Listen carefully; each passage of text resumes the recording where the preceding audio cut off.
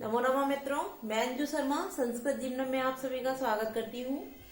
मित्रों, कल हम लोगों ने द्वितीय व्यक्ति के कुछ सूत्रों का अध्ययन किया था और सभी मित्रों से मेरा अनुरोध है, कृपया सभी लोग अधिक से अधिक लोग वीडियो को लाइव देखा करें और जो भी मित्र हमारे वीडियो के साथ लाइव जुड़ते हैं, कृपया पूरी वीडियो देखा करें, क्योंकि जो भी हमारे टॉपिक चल रहे हैं वो सभी परीक्षा की दृष्टि से बहुत ही ज्यादा महत्वपूर्ण है। यदि आप लोग वीडियो बंद करके चले जाते हैं तो आप ही लोगों के लिए प्रॉब्लम हो जाएगी, क्योंकि जो भी हमारे टॉपिक हैं बहुत ही इंपॉर्टेंट है। तो पूरी वीडियो को देखिए और वीडियो पसंद आने पे वीडियो को लाइक अवश्य किया कीजिए। तो मित्रों, कल हम लोगों ने 2 सूत्रों का अध्ययन कर लिया था, क्योंकि द्वितीय व्यक्ति हमारी चल रही थी। तो आज हम लोग उसी क्रम में आगे बढ़ते हैं और जो हमारे अगले कुछ सूत्र रह गए हैं उनके विषय में भी अध्ययन करते हैं। तो मित्रों, आज हम जिसके विषय में अध्ययन करेंगे तो वो सूत्र है हमारा उपान वध्यांग वशः वशः। ठीक है, उपान वध्यांग वशः। ठीक मित्रों, अभी तक हमने जैसे कल की वीडियो में जो सूत्र अध्ययन किए थे, आप लोगों ने देखा होगा कि उसमें हमारे कुछ उपसर्गों के विषय में वर्णन किया गया था। तो साथ ही इस सूत्र में भी मित्रों हमारे कुछ उपसर्ग हैं, उनका वर्णन किया गया है। तो हम उसको भी देख लेते हैं कि इस सूत्र के अंतर्गत हमारे कौन कौन से उपसर्ग हैं जिनको यहाँ पर बताया गया है, और जो धातु है हमारी वो कौन सी है। तो सबसे पहले हम धातु के विषय में ही बात कर लेते हैं। तो जो धातु है हमारी वो है मित्रों वस धातु। वस धातु का अर्थ होता है रहना या निवास करना। ठीक है, अब बाकी के जो हमारे आगे शब्द दिए वो क्या है, तो वो सभी हमारे क्या है, उपसर्ग हैं। तो इस सूत्र के अंतर्गत मित्रों 4 उपसर्गों के विषय में वर्णन किया गया है। अब उन 4 उपसर्गों को हम जान लेते हैं कि 4 उपसर्ग जो हमारे हैं वो कौन कौन से हैं। तो सबसे पहले हमारे उपसर्ग जो लिखा हुआ है वो है मित्रों उप। ठीक है, उसके बाद में है, अब क्योंकि हमने पा से यहाँ हमारी दीर्घ संधि हो रही है, पा के बाद आपने देखो उपा लिखा हुआ है, तो उप अर्थात अ। तो जो हमारा अ है हमने उसको निकाल लिया, और आ के बाद में मित्रों आप देख रहे हैं कि यहाँ आधा ना लिखा हुआ है और ना के बाद दिया है वा। तो यहाँ न और वा इन दोनों में जो संधि हुई है वो यड़ संधि ही यहाँ पे की गई है। तो इसका जो हो जाएगा वो हो जाएगा मित्रों अनु, क्योंकि ऊ को यड़ संधि में वा आदेश हो जाता है। ठीक है, अब जब हम संधियों को विस्तार से पढ़ेंगे तब इसको बहुत अच्छे से क्लियर करा देंगे, किंतु अभी आप लोग यही देखते जाइए, क्योंकि छोटे शॉर्ट टिक में मैं आप सभी को संधियों के विषय में भी बताते जा रही हूँ कि उप और अनु के बीच में दीर्घ स्वर संधि दी गई है, क्योंकि उप के बाद जब अनु है तो प में भी आ है और अनु में भी आ है, ये जो दोनों मिल जाते हैं तो दीर्घ हो जाता है, तो हो जाएगा हमारा उपान। ठीक है, अब उसके बाद में ना में जो ऊ था उस ऊ को व आदेश हो जाता है यड़ संधि में, तो हमारा हो गया अनु। अब वा में से जो हमारा ऊ निकला उसको तो हमने यहाँ लिख लिया। अब क्योंकि वा में हमारा अगला जो शब्द जुड़ा हुआ है वो मित्रों क्या है, अ। ठीक है, अब अ यहाँ पर भी वा और धा जो दिया है इन दोनों के बीच में मित्रों यड़ संधि का विधान किया गया है। तो जो हमारा यहाँ पर हो गया है तो वो हो गए आधी। ठीक, अब धा के बाद आप देख रहे हैं या जो आदेश होता है वो मित्रों किससे होता है, ई से होता है। तो वो ई के स्थान पे ई को हमने निकाल लिया, तो या हमारा रह गया, या हट जाएगा। तो इसके बाद जो हमारी संधि का विधान हुआ है वो भी कौन सी है, वो भी मित्रों हमारी दीर्घ संधि है, और यहाँ जो हमारा आ जाएगा, क्योंकि यदि दीर्घ संधि को हम बड़ा आ हो, आ के बाद अब बड़ा आ आए या छोटा आए, या ह्रस्व आगे वाला जो है वो ह्रस्व आ हो या दीर्घ आ हो, उससे कोई अंतर नहीं पड़ता है। आ के बाद आ होना चाहिए तो वहां दीर्घ आ हो जाता है। तो यहाँ हमारा क्या निकल के आ जाएगा मित्रों, आंग, क्योंकि पीछे यहाँ दिया हुआ है तो आंग हो जाएगा। तो हमारे जो उपसर्ग हो गए वो कौन कौन से हो गए मित्रों, उप, अनु, अधि और आंग। और इनके बीच में मैंने बता दिया कि उप और अनु के बीच में दीर्घ स्वर संधि है, अनु और अधि के बीच में यड़ संधि है, और अधि और आंग के बीच में भी मित्रों यड़ संधि है।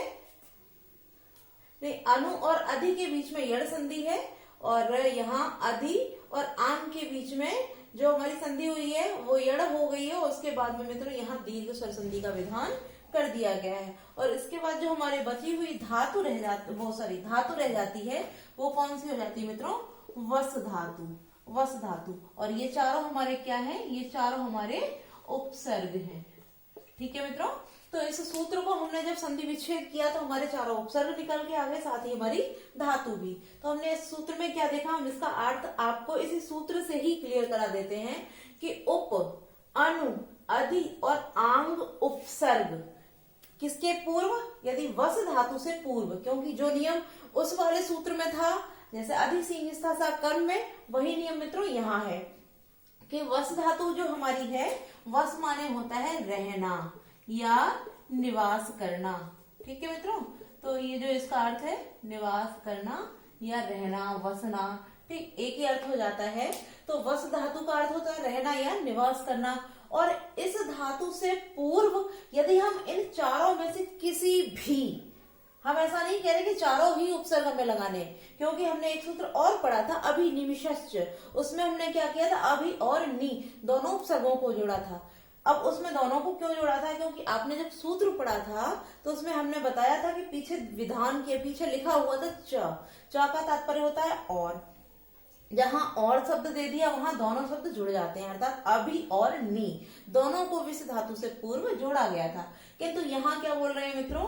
यहाँ क्लियर ये बोल रहे हैं कि वस धातु से पूर्व यदि हम उप, अनु, अधि, आंग इन चारों में से किसी भी एक प्रत्यय का यदि हम विधान करते हैं, सॉरी प्रत्यय नहीं, उपसर्ग का, यदि हम एक उपसर्ग का विधान करते हैं तो मित्रों यहाँ भी क्या हो जाती है? यहाँ भी आधार जो है उसकी क्या हो जाएगी? उसकी कर्म संज्ञा हो जाएगी।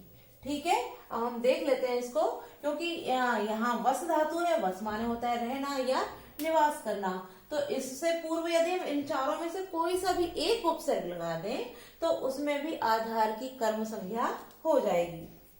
इसका हम एग्जाम्पल आप सभी को बताते हैं, जैसे राजा, राजा नगर में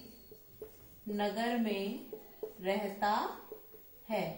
राजा नगर में रहता है। अब यहाँ राजा नगर में रह रहा है, हम जो हमारा क्या बोलते हैं कारक चिन्ह है वो अधिकरण का है, और जो नगर है वो क्या है मित्रों? वो आधार है। तो जो आधार है, किंतु यहाँ पीछे क्या दे दिया? रहता है, तो अर्थात हमारी वस धातु आ गई है। अब हम क्या करेंगे?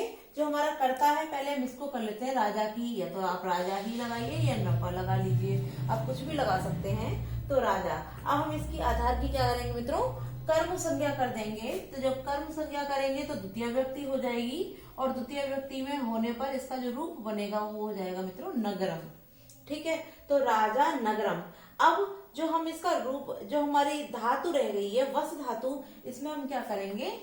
उपवसति। उपवसति अर्थात हमने इस वस धातु के साथ मित्रों उप उपसर्ग का विधान किया है, तो जो इसका रूप बन गया है वो बना राजा नगरम उपवसति। ठीक है, अब हम यदि इसको दूसरे किसी उपसर्ग के साथ जोड़ना चाहें, यदि हम उपवसति नहीं लगाना, अनु उपसर्ग लगाएंगे तो क्या हो जाएगा मित्रों? अनुवसति। ठीक है, हमने इसको अनु के साथ जोड़ा, अनु उपसर्ग के साथ वस धातु का विधान किया, तो राजा नगरम अनुवसति। हम अनु भी नहीं लगाते, अगला उपसर्ग लगा दें तो मित्रों इसका हो जाएगा अधिवसति। अधिवसति। ठीक है, राजा नगरम अधिवसति। अब जो हमारे पास चौथा बचा हुआ है हम उसको भी देख लेते हैं। जैसे कि मित्रों आंग जो हमारा उपसर्ग दिया है, आप इसमें देख रहे हैं पीछे यहाँ जो दिया हुआ है वो हलंत्य है। ठीक है मित्रों, और जब वो हलंत्य है और हलंत्य वर्ण जो इत संज्ञक होता है उसका हम क्या करेंगे? तस्य लोपा से लोप कर देंगे, तो जो हमारे पास बचेगा वो मित्र क्या रह जाएगा? आ। तो जब हम इसको किसी धातु के साथ यदि हम विधान करेंगे तो हमारा आ रह जाएगा, तो जो इसका रूप बनेगा मित्रों वो हो जाएगा आवसति। आवसति। ठीक है, अब आपने देखा कि जो हमारे चार रूप यहाँ बने हैं, हम इनमें से किसी को भी राजा नगरम के साथ जोड़ सकते हैं, क्योंकि हमारे पास ये चार उपसर्ग दिए हैं और उन चारों में से हम किसी भी एक उपसर्ग का विधान वस धातु के साथ कर सकते हैं। तो आप लोग एक बार इसको फिर दोहरा लीजिए। जैसे वस धातु से पूर्व यदि हम उप, अनु, आदि, आंग इन चारों में से किसी भी उपसर्ग के साथ वस धातु का विधान करते हैं तो जो हमारा आधार है उस आधार की मित्रों कर्म संज्ञा हो जाती है। तो रूप हमारा क्या बन जाता है? राजा नगरम उपवसति, राजा नगरम अधिवसति, राजा नगरम अनुवसति या राजा नगरम आवसति। ठीक है, आप इन चारों में से कोई भी एक रूप यदि राजा नगरम के साथ जोड़ते हैं तो मित्रों आपके चारों ही जो वाक्य हैं वो बिल्कुल सही हो जाएंगे। ठीक है मित्रों, इस सूत्र से संबंधित कोई डाउट? यानी आप सभी का जो सूत्र है वो क्लियर हो चुका है और आप सभी को ये समझ में आ गया होगा। तो अगला जो सूत्र है हम उसके विषय में अध्ययन कर लेते हैं। जो हमारा अगला सूत्र है उसको हम देख लेते हैं मित्रों। अगला जो हमारा सूत्र है वो सूत्र है हमारा मित्रों कालाध्वनो, कालाध्वनो रत्यंत, रत्यंत संयोगे, रत्यंत संयोगे। अगला जो हमारा सूत्र है वो है मित्रों कालाध्वनो रत्यंत संयोगे। ठीक है, अब इस सूत्र को भी हम पहले भिन्न भिन्न कर लेते हैं। तो ये क्या बोल रहा है? पहला जो हमारा शब्द दिया है वो है काल, काल। और जो द्वितीय दिया है, क्योंकि यहाँ पर भी दीर्घ स्वर संधि का विधान किया गया है, तो जो दूसरा शब्द हमारा निकलता है मित्रों वो हो जाता है अध्वन, अध्वन। ठीक, अब इन दोनों का हम पहले अर्थ जान लेते हैं। जैसे कि काल शब्द से सभी की समझ में आ रहा हो, काल अर्थात समय, समय अर्थात जो समय के विषय में बात की जाती है वो काल के अंतर्गत आ जाती है।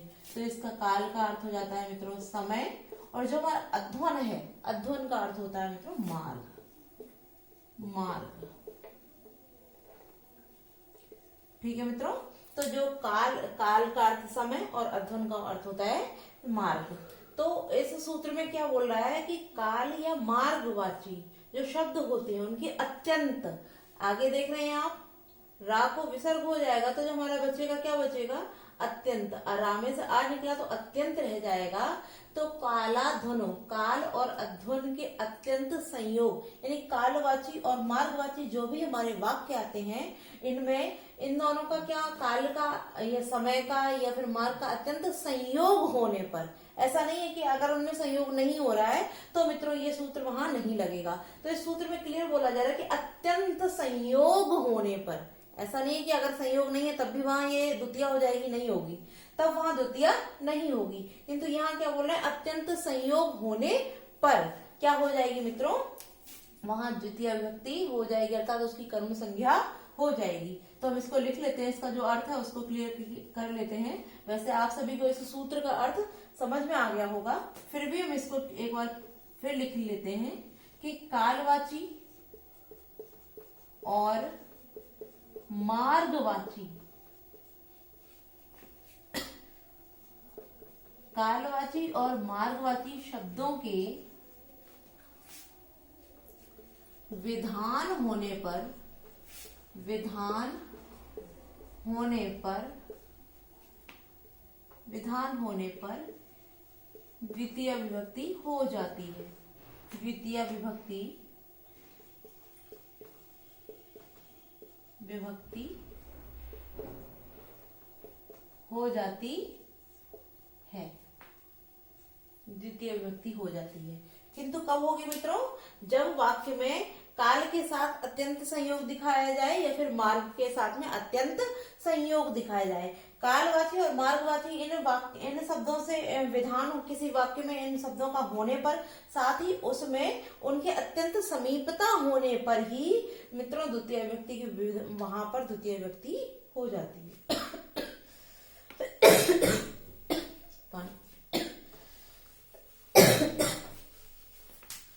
वहां पर मित्रों द्वितीय विभक्ति हो जाएगी। तो इसको हम उदाहरण के द्वारा समझ लेते हैं कि उदाहरण से और क्लियर हो जाएगा अगर आपको कोई डाउट है। तो जैसे नदी कोश भर टेढ़ी है, नदी कोस भर टेढ़ी है। तो अब आप देख रहे हैं मित्रों कि जो नदी है वो कोस भर बताई, अर्थात यहाँ मार्ग बताया जा रहा है, किंतु जो मार्ग है,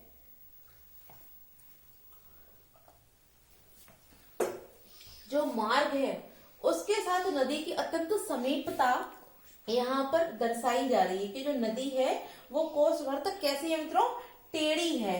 तो टेढ़े होने का जो कोस भर के साथ में क्या दर्शाया जा रहा है, वहां अत्यंत समीपता दर्शाई जा रही है। और समीपता दर्शाए जाने के, उनका अत्यंत संयोग या समीपता दर्शाए जाने के कारण ही मित्रों जो कोस है, जो मार्ग है, इस मार्गवाचक शब्द में क्या हो जाएगा, द्वितीय विभक्ति का विधान हो जाएगा, अर्थात इसकी कर्म संज्ञा हो जाएगी। तो जो इसका संस्कृत में अनुवाद होगा वो क्या हो जाएगा मित्रों, नदी।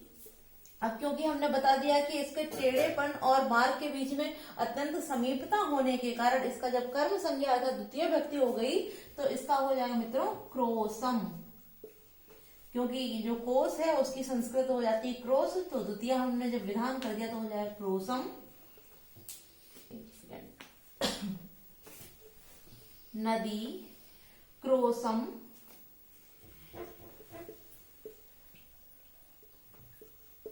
कुटिला अस्ति, नदी क्रोसम कुटिला अस्ति। अब वक्र, टेढ़े के लिए वक्र या कुटिल दोनों ही शब्दों का प्रयोग होता है, किंतु जो कुटिल शब्द है, कुटिल माने होता है टेढ़ा। अब क्योंकि यहाँ मित्रों आप सभी देख रहे हैं जो नदी है वो स्त्रीलिंग है, और स्त्रीलिंग होने के कारण ही जो कुटिल शब्द है वो भी हमारा स्त्रीलिंग में आ जाएगा। तो क्या हो जाएगा, नदी क्रोशम कुटिला अस्ति, अर्थात नदी क्रोशम कुटिला। ठीक है, अब एक एग्जाम्पल और हम आपको समय का बता देते हैं। जैसे राम 14 वर्ष तक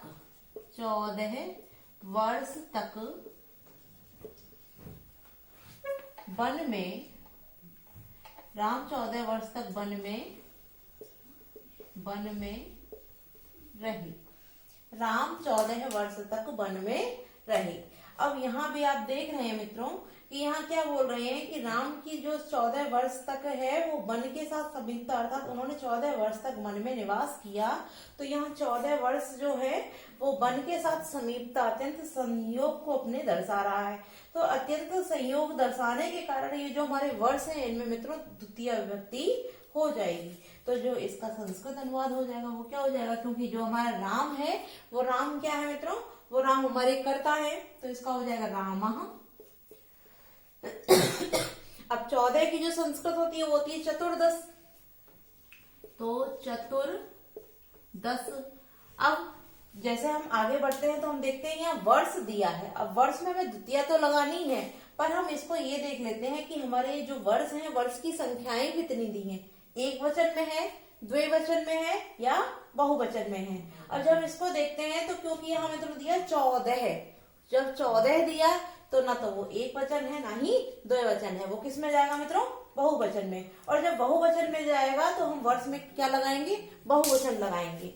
तो जो हमारा बहुवचन वाला रूप हो जाएगा मित्रों वो क्या हो जाएगा, वर्ष, जैसे वर्ष के रूप होते हैं वर्ष नपुंसक लिंग में आता है, तो जो हमारे फल के रूप होते हैं फल भी हमारा नपुंसक लिंग में आता है, तो उसके अनुसार ही हम वर्ष में जो द्वितीय बहुवचन लगाएंगे तो हो जाएगा मित्रों वर्षाणि, वर्षाणि। ठीक है, रामः चतुर्दश वर्षाणि वनम, वनम। अब क्योंकि रहे भूतकाल की क्रिया है तो क्या हो जाएगा अवसत। ठीक है मित्रों, तो आपने देखा इसका जो वाक्य हमारा संस्कृत में बना वो क्या बनेगा, रामः चतुर्दश वर्षाणि वनम अवसत। ठीक है, तो ये सूत्र आप सभी को क्लियर हो गया होगा, क्योंकि हमने अभी आपको बता दिया कि काल अर्थात समय, अध्वन अर्थात मार्ग। तो जब मार्ग और समय वाले शब्दों के साथ अत्यंत संयोग या समीपता दिखाई जाती है तब वहां पर हमारी द्वितीय व्यक्ति का विधान हो जाता है। ठीक है मित्रों, तो हम लोगों ने इसके विषय में अध्ययन किया। अब जो हमारा अगला सूत्र है, हमारा जो अगला सूत्र है हम उसको भी जान लेते हैं।